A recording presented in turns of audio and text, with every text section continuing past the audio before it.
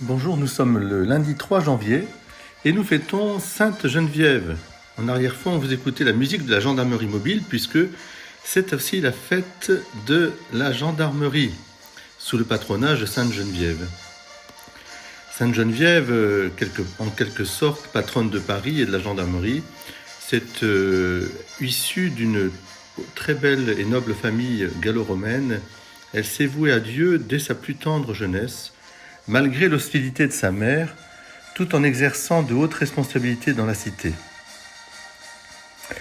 D'un caractère trempé, elle construisit une église sur l'emplacement du tombeau de Saint-Denis, premier évêque de Paris, qu'en ce temps ancien on appelait encore Lutèce.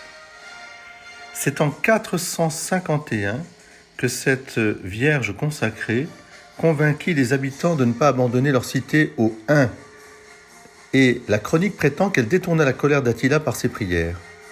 C'est l'un de ces nombreux miracles qui lui sont attribués de son vivant comme après sa mort. Mais il est plus probable que le barbare délaissa de sa propre initiative Paris pour des proies plus accessibles et sans doute aussi plus riches. Geneviève recevait les fidèles dans l'ermitage de la Montagne qui porte aujourd'hui son nom, au cœur de l'actuel quartier latin de Paris. Et c'est là qu'elle mourut en 502, à l'âge de 89 ans, et c'est au même endroit qu'elle fut inhumée. Sur son tombeau, le roi Clovis, son plus célèbre disciple, fit bâtir la basilique des Saints Apôtres. Il suffit lui-même ensevelir à sa mort en 511, et sa femme Clotilde l'y rejoignit beaucoup plus tard.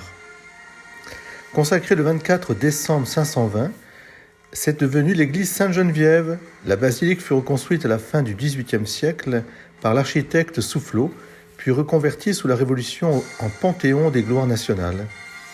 Dispersées sous la Révolution, les reliques de la Sainte sont depuis lors honorées dans l'église voisine de Saint-Étienne-du-Mont.